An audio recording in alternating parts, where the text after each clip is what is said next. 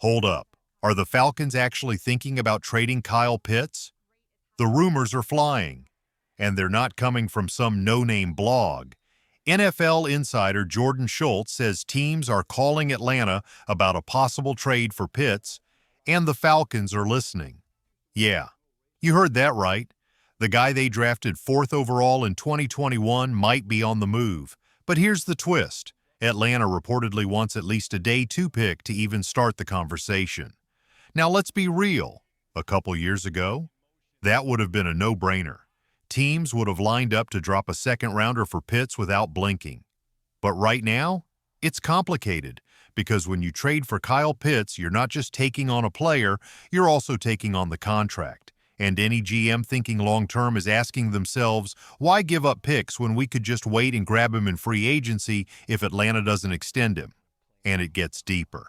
His production hasn't exactly blown the league away lately, back-to-back seasons around 600 yards. That's solid.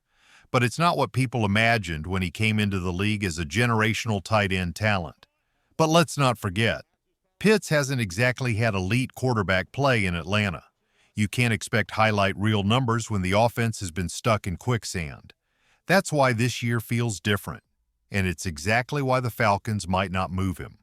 Because now, the team is fully behind Michael Penix Jr. as the future, a quarterback who can actually push the ball downfield.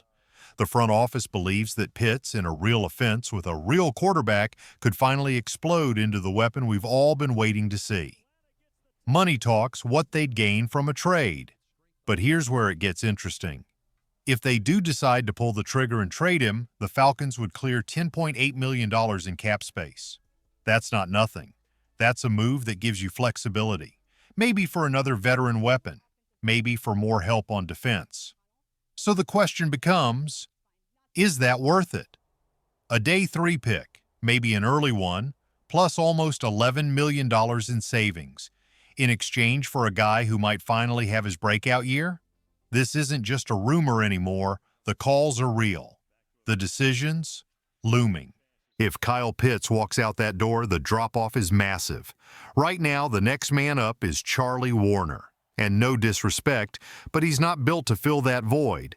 Last season, just 12 targets, 7 catches, 46 yards.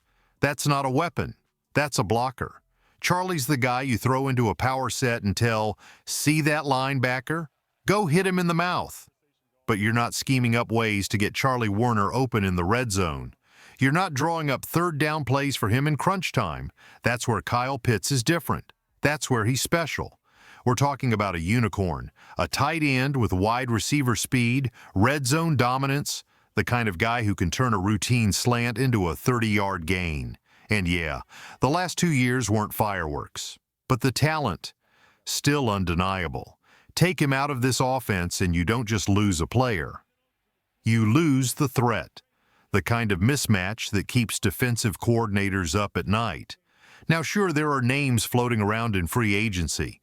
Jordan Akins, Gerald Everett, C.J. Uzoma, even old man Mercedes Lewis if you want a veteran voice in the locker room. One name that does stand out, Hayden Hurst, a former Falcon. Knows the system, solid hands, decent value. And if you want to swing big, trade targets like Mark Andrews in Baltimore or Dallas Goedert in Philly could enter the conversation. But let's be real. If the Falcons are selling a guy like Pitts, they're probably not turning around and buying a big-name tight end right after. More likely, they save the money, roll with what they've got, and hope the scheme can cover the hole. But let's be honest, it's a gamble. A huge one. If you ask me, I say no. Don't trade him. Not now. Not with Michael Penix Jr. just getting started. This is the season where Pitts could finally take off. Finally show what he can do with a real quarterback, a real offense, and real chances to shine. I want to see that story play out. I want to get to Week 17 saying, how dumb would we be to let this guy walk? That's the version of Kyle Pitts I'm betting on, but let's hear it from you. Do you want to trade Kyle Pitts? Yes or no? Sound off in the comments and back it up. Are you ready to move on, or do you believe this is the year he proves the haters wrong? Don't hold back. This might be the most important decision the Falcons make all offseason. Let's switch gears, because there's another name heating up the rumor mill, Jalen Ramsey. Yup, the six-time Pro Bowler, former All-Pro, Super Bowl champion. CBS Sports just linked him to the Atlanta Falcons as a potential landing spot if Miami pulls the trigger on a trade. So let's break this down fast. How real is this? What does it mean? And is this a move the Falcons should actually make? Look, we all know who Jalen Ramsey was, but let's be honest. His best days? They're probably in the rearview mirror. That's not shade. He can still play. Put him in the right system and he'll lock down plenty of wideouts. But we're not talking about 2018 Ramsey anymore. We're talking about a guy coming off injuries with serious mileage and a monster contract. If you trade for him, you're taking on those future cap hits in 2026, 2027, even 2028, and they're brutal. Big money for a player who may only have a couple elite seasons left. Maybe. Now here's the thing. The Falcons secondary? It's already stacked. You've got youth, speed, physicality, real depth at safety, nickel, and outside corner. So Ramsey would be luxury, not necessity.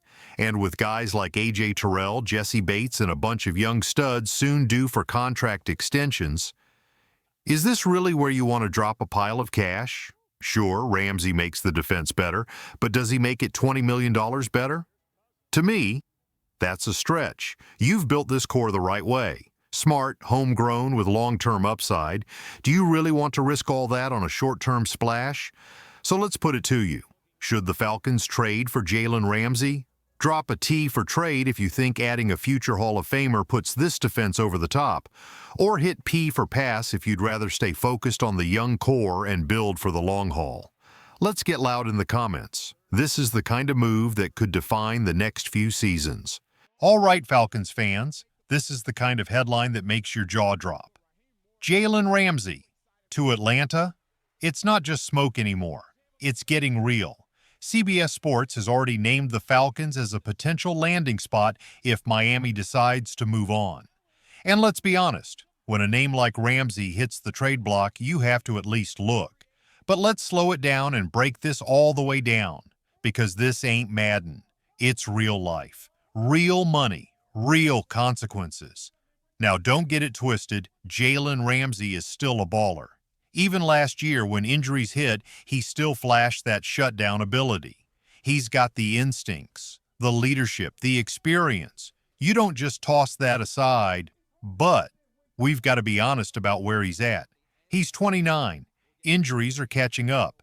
And while he can still bring value, he's not the elite lockdown machine he once was in Jacksonville or early in L.A. So what are you really getting? A veteran corner who can elevate a good secondary? Maybe, but not a one-man defensive force anymore. And here's where things get tricky. The contract.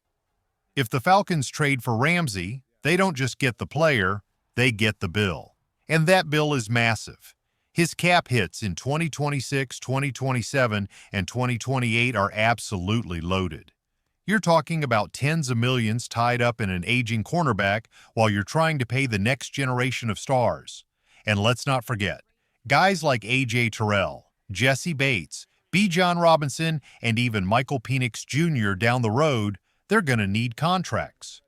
Are you really going to risk losing them for a short-term splash? Section 8. Is he a luxury or a necessity? Let's keep it real. This defense is already headed in the right direction. You've got a solid secondary with legit ball hawks. The chemistry is growing. The coaching staff is building something that looks sustainable. Sure, adding Ramsey might boost the short-term ceiling, but it could mess up the foundation you've already built. So the real question isn't, is Jalen Ramsey good? The question is, do the Falcons need him? And the answer for me is no. You want him? Fine. I get it. He's a name. He brings swagger. But you don't need him. Not with what you're already building here. So I'm throwing it to you. Would you pull the trigger? Or are you passing on Jalen Ramsey? Drop a T for trade if you think this team should go all in and chase greatness now. Hit a P for pass if you believe the smart play is building with youth and keeping the cap clean. This isn't a small decision. It's one of those moves that can define a franchise. so sound off below, because if this deal goes down, you better believe we're all going to remember who was for it and who saw the big picture.